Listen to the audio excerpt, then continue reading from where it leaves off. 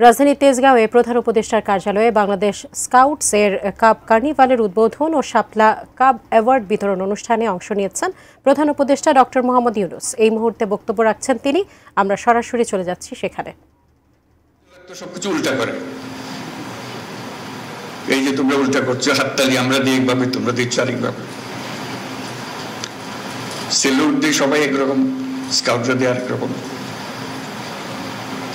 Handshake করে সবাই একরকম, স্কাউটরা করে আরেক রকম। কাজে এটা মজা লাগতো যে উল্টা উল্টা কাজ করা, শুধু উল্টা কাজ করা না, সেটাকে প্রতিষ্ঠিত করে ফেলা। যেসব জিনিস স্কুলে পাঠ্য বইয়ে ক্লাসরুমে হয় না, হঠাৎ একটা মুক্ত আকাশ সৃষ্টি হয় স্কাউটদের জন্য। ছুটির শেষে, ক্লাসের শেষে স্কাউটিং শুরু হয়। তখন সবাই ক্লান্ত থাকার কথা, খুব উৎসাহ বেড়ে যায় তখন সবাই। এতক্ষণ ক্লাসে বলে ঝিমালো, যে মাত্র স্কাউটিং এর সময় আসলো সবাই চাঙ্গা হয়ে যায়। ওটার জন্য সবাই মিলে অপেক্ষা করে, কারণ এটাতে সবাই মজা পায়, নতুন কিছু করার সুযোগ পায়। এই নতুন কিছু করার সুযোগ পেয়েই আনন্দটা বাড়তে থাকে।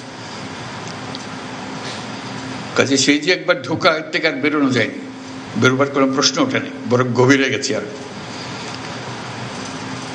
তখন সবে মাত্র পূর্ব পাকিস্তানে স্কাউটিং শুরু হলো।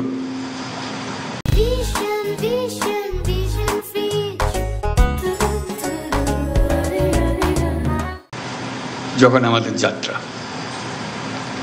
সবকিছু গুছিয়ে ওঠা যায়নি সেই সময়, কিন্তু তখনই স্কাউট মাস্টার, যিনি ক্লাস স্কুলে এখনো নিশ্চয়ই আছে স্কাউট মাস্টার, তার যে আলাদা বৈশিষ্ট্য,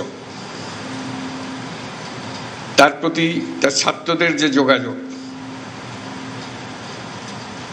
এবং তার যে নেতৃত্ব, এটা দেখার মতো।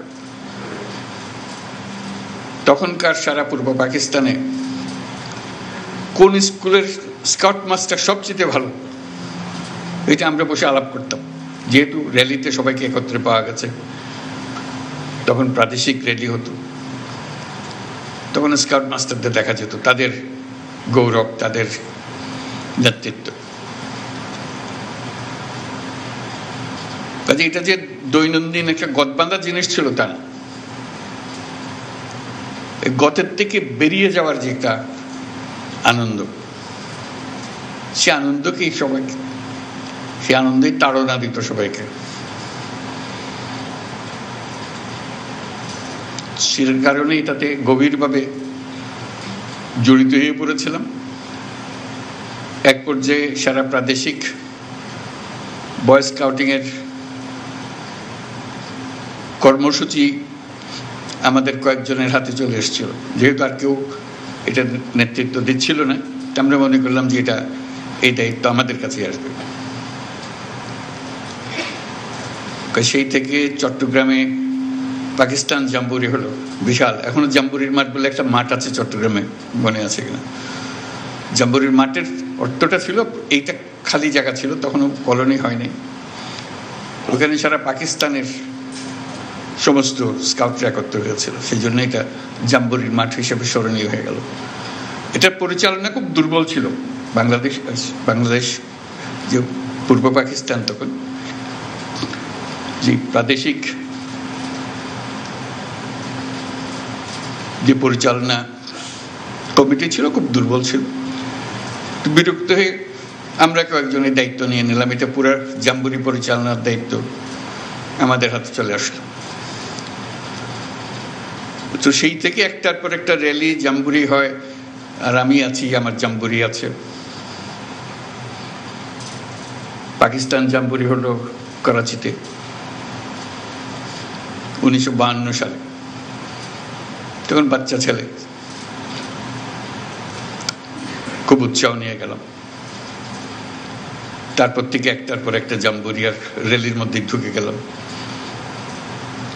বিশ্ব জাম্বুরি হলো কানাডাতে 55 সালে, 15 বছর বয়স তখন।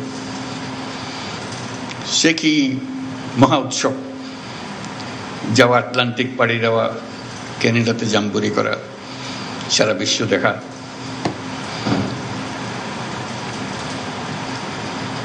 একটার পর একটা পৃথিবী উন্মোচনের পালা। তো সেটারই কাহিনী নিয়ে যে বইয়ের কথা বললো একটু আগে, যে দৈনন্দিন রোজ নামচা লিখতাম যে আজকে কি করলাম। সিদ্ধান্ত হলো, খুব মজার সিদ্ধান্ত, তখন সবে মাত্র এয়ারলাইন এক দেশ থেকে এক দেশে উড়ে যাচ্ছে, খরচ সাংঘাতিক বেশি। তা আসার পথে আমরা বিমানে প্লেনে আসলাম, ক্যানাডা না পুরোটা না, আধা পথ প্লেনে গেলাম, বাকিটা অত পয়সা দিয়ে যাওয়া যাচ্ছে না, স্কাউট কমিটির অত টাকা নাই। তা আমাদেরকে জাহাজে করে নিয়ে গেল, লন্ডন থেকে নিউ ইয়র্ক জাহাজে। এটা হওয়ার কথা ছিল আফসোস করার, কিন্তু হয়ে গেল আনন্দের। এই সমুদ্র যাত্রা, বিরাট আটলান্টিক পাড়ে দেওয়া, বাচ্চা বাচ্চা ছেলে, পুরো জাহাজ মাতিয়ে ফেললো এই কজন ছেলে। আমরা যাচ্ছি, কিন্তু পুরো জাহাজের নিয়ন্ত্রণ এই বাচ্চাগুলোর হাতে চলে আসলো, গানে বাজনায় উৎসাহে ফুর্তিতে। আসার পথেও আবার নিউ ইয়র্ক থেকে লন্ডন পর্যন্ত জাহাজে। ওই যে বললাম টাকার টানাটানি, স্কাউটদের এত টাকা নেই প্লেনের টিকিট করার জন্য। তখন ঠিক হলো প্লেনে এত টাকা খরচ করে কেন যাব ফিরে, ওই টাকা দিয়ে 3টা মাইক্রোবাস কেনা হবে।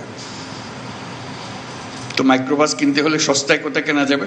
তখন ফোক্সওয়াগন কোম্পানি মাত্র সবে তাদের কারখানা চালু করেছে যুদ্ধের পরে, মহাযুদ্ধের পরে। আমরা সবাই মিলে ঠিক করলাম আমরা ফোক্সওয়াগন কোম্পানির কারখানায় চলে যাবো, তো কারখানা থেকে কিনবো, সবচেয়ে সস্তা দাম পাবো।